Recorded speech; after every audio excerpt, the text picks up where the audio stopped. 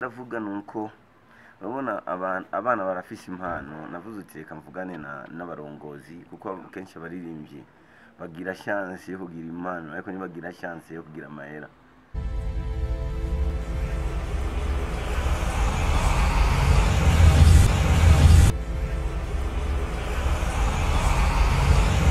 Yes, I want to nizere ko mumeze fresh ndabaramukije bwakeye canke mwiriwe mu byo urimo byose. Mike ni Mokta promoter kumwe n'uwo bita Mr. Ayeyo aho so bro twarumvise ati wari wagiye kwita concert aho bita mu ntara ya Muramvya muri New Tapiver. Abo wakwakiriye gute bro? Bane ya cyambe na mbere kanshimire abanyamuramvya bose kweri ukuntu bitanze nashimira bwana Emery nyene yaduhamagaje kubera haje Imana icya ku muntu nari nzi neza ko ino muziki yacu bishikayo ko no mu mateka naragerageza kubaza abaririmbyi hari washitse Muramvya akambwira yagiye sindashikayo kivuga uti none kweri ngiye mu ivu itarigera ricako n'abantu sinzosanga rigumye cyane ariko nasanze abafana bari tayari yaba ukuntu banyakije nyine natangaye kubona mu abantu benshi abataxi vero abantu amamoto so cyari ikintu gishimishije cyane kweli hajya kuri stage twarumvise uvuga amajambo akomeye cyane uri gutanga message ku baririmbyi Muramvya. Ndavuga nuko urabona abana barafise impano navuze uti reka mvugane n'abarongozi kuko kenshi abaririmbyi bagira chance yo kugira impano ariko ntibagira chance yo kugira amahera. Sasa muri ico gihe ariko bashitse hejuru barayaronka ku bwinshi kuko ukuntu guma uduga no kuguma waguka. Nakuvuganye n'abarongozi ndashima Imana bamusanire bari hajya ndababwira yuko byo byiza tugategura award Muramvya AWARD. Iyo Muramvya AWARD naho yofata tukavuga uti yatonde umuraperi umwe n'umuririmbyi umwe. Icyo bifasha icyambe na mbere ni kuba n'abaririmbyi bazi yuko ujya ko ari umwaka nanjye mu mwaka uza nzogerageza nanjye ndahashike muri icyo gihe kandi n'ujya yabaye umwaka ari ikintu cya respect acagira kuko responsibility ziratuma umuntu wiyubaha ziratuma hari ibintu bimwe tokora amaze kugenwa yuko ari uwa mbere ngahe Muramvya akariyo n'abarongozi bavyemeje nawe nyene bizomugora gukora ibintu by'amafuti acavuga uti kaniyubaye ahubwo gendabwa na benshi muri icyo gihe usanga n'abana bakura bacafata yuko umuziki atari w'amafuti ariko mu gihe babona mengo nta wundabana ugiriga cyavuga uti ereka nibere nyene uko kandi ubona kenshi ukiri muri underground tuma twizere yuko ubusani yari kumuririmbyi ari kumva ukuntu urabona sasa kumbe uri kubidigadiga urabiko woba cya kintu kiri muri wewe ariko iyo utomboye ukakiba ukibona yuko kumbe ntibisaba kugira byinshi ahubwo bisaba kwandika indirimbo nyinshi. Sasa muri icyo gihe byofasha ndavuga yuko nk'ubu Muramvya ni gake cyane bumva abastari bavuye ino ariko suko ngo abantu bataririmba suko ngo abanyamuramvya ari biragi kuvuga idashoboye kuririmba n'ikiragi gusa uzi kuvuga ushobora no kuririmba. Ikindi nacyo ndavuga yuko byo babyiza hari abatunzi barengana 200 bariho n'abarongozi gusa bavuze uti batange 50,000 cyangwa 100,000 n'amahera make cyane ku muntu afise amahera kuko n'amahera anasohose genda ndafise umugenzi nyene nawe nyene n'umukire namubwite batuduge hariya tugiye kuduga ahantu nafise 500,000 umufuko yo konona singyohego cyo wumva umuntu nk'uyo yumvise ikintu cy'ibihumbi 100 biramworohera. Sasa turonse nk'abantu 200 bagatanga 100 tuba dufise 2 millions.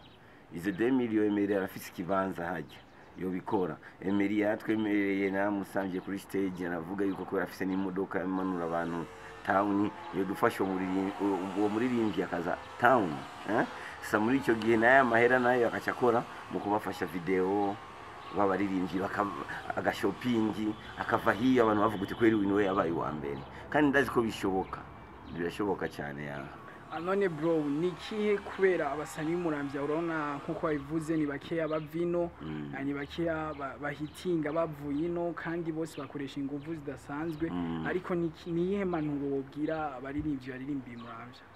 Icyambe na mbere nuko bokwikura mu boraba icyambe na mbe basenge gusenga kubera gusenga biraguha umuco birakugura igisho rya gatatu nawe wowe uhagaze Muramvya mu iporo cyangwa ukaba uhagaze mu misozi ufise igice cya gatatu uribona aho uzobejo akajya karere urimo ntikakwica mu bwonko ubone yuko jewe bana ndino ntacyo nzovayo kandi ubiravye kanatsinda Muramvya ni hafi kurusha Makamba ni Bujumbura. Muramvya ni hafi y'Ubujumbura kurusha jewe Makamba mvuga yiyo kandi ahantu yita Kabonga ni kure cyane mu kijiji. Ariko umaze kwikura mu burya bwoba ni kubera batararonka umwana umwe azabakure mu bwoba, kubera abana mu Burundi kenshi barafise akantu ko guhiganwa muri twebwe. Iyo tubonye umwe yabishoboye tuvuga uti urya nuze twama tusangira ubugari yabishoboye, warayi nanjye no bishobora, kandi avuze uti nanjye no bishobora cyabishobora kubera ijambo rirarema. Sasa nibararonka urya mwana umwe yakoze ikintu, akoze icyo kintu avuga uti gabundi birashoboka, n'abandi nabo bace bakurikiye. Sasa niyo mpamvu dukeneye uwo mwana tumuronke kugira ngo abyure n'abandi. Nababwira gusa ababyeyi nuko zirya ni impano nkakujya ni impano zo kuvuga ubutumwa.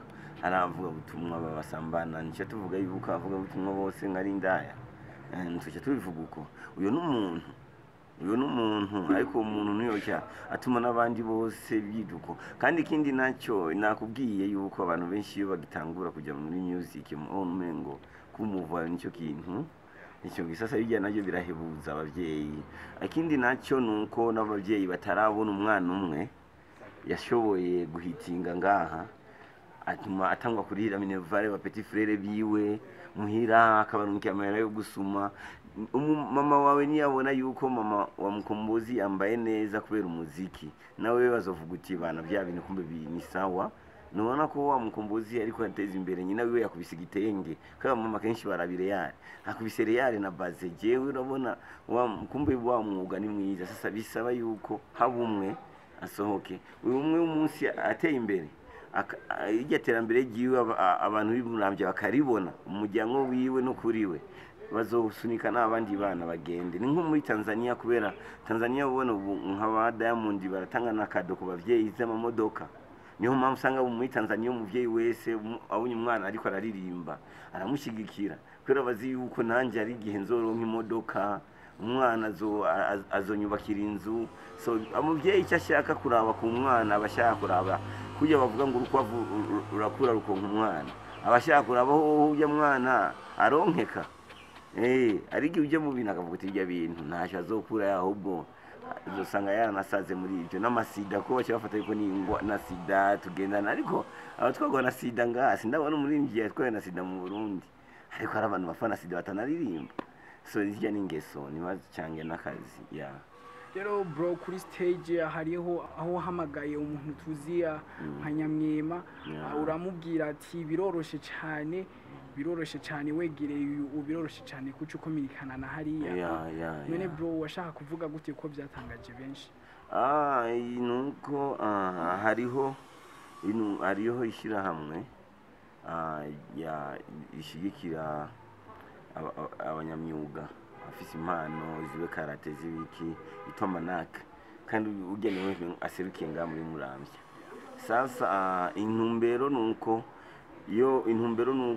wewe nimba ushoboye umuziki nkangaha ibubanza dushoboye umuziki ushaka kuvuga uti bana Manaka reka twandike bije tukeneye nk'ama instrument nk'ubona nkajya kibanza kijya cyuye cya Emery, ni kibanza gikenewe na karaoke par exemple chaque vendredi cyangwa chaque samedi. Ariko sasa kuvuga uti bana Manaka reka twebwe dusabe kwanza ama instrument twe dufata ideni, no kubera ubu nawe gufasha uku urasaba ideni kubera n'ibimuga ubu nabyo bisaba ideni, kandi ari badafise n'amaboko n'amaguru. Sasa muri icyo gihe urasaba ideni kugira ngo ube responsable, uzozuribuka ko ari amahera uzurariha. Muri icyo gihe Manaka iragufasha gufasha kuzanira bijya byose bya bikoresho, hanyuma naho kaza urariha bukebuke kuko kenshi gitugora no kubironka cyarimwe. Sasa iyo uronse abantu bashobora guserukira bakakuzanira ibintu byose ukeneye, hanyuma naho kazurariha muri kazoza bukebuke, iyo ninuze ni nguvu niniya.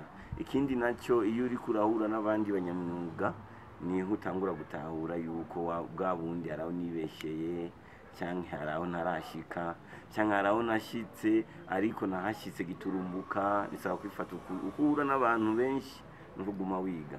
Yeah.